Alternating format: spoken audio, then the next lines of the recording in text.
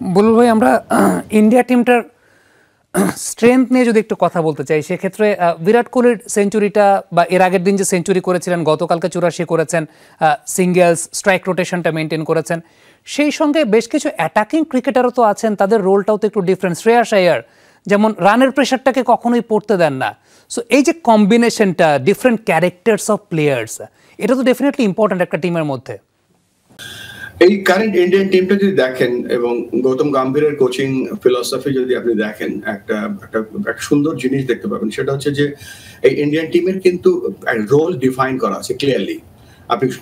আপনি যদি রোহিত শর্মার ব্যাটিং দেখেন বা শুভমান গিলের ব্যাটিং দেখেন, Rohit Sharma always text chance এবং দেখবেন যে ওখানে সাধারণত পেছনে খেলে না, ও সাধারণত সামনে খেলে। এই জন্য বলেছি যে he look for always runs. কিন্তু শুভমান গিল দেখবেন যে উইকেট থেকে একটা রান মেনটেন করার চেষ্টা করে। বিরাট কোহলির যে টার্গেটটা, রোলটা প্লে করার চেষ্টা করছে টিমের গেম প্ল্যান অনুযায়ী, পুরো 50 ওভার ব্যাটিং করে, তাকে সাপোর্ট করে শ্রেয়াস বলেন, আপনি KL রাহুল দেখবেন যে বেশ প্রায় 6 নম্বরে ব্যাটিং করছে। অন্যতম একটা কারণ হচ্ছে যে তারা অক্ষর প্যাটেলকে উপরে পাঠায়, because they know that every team they are having either away spinners, একটা না একটা বাঁহাতি বা লেগ স্পিনার থাকে, ডানাতে লেগ স্পিনার থাকেই। সেই জন্য তারা ব্যাটিং অর্ডারটাও তারা ওইভাবে সাজিয়েছে।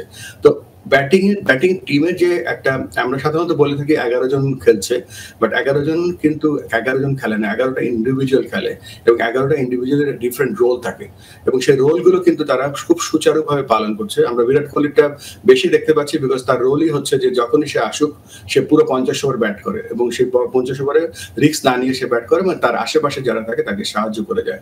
If needed hard hitting, Hardik পান্ডিয়ার নিচে থাকে, তাদের লোকেশ রাহুল আছে, সেখানে তাদের রানে বল দিতে পারে। So it's a wonderful game planning আমি বলবো বাই গৌতম গম্ভীর।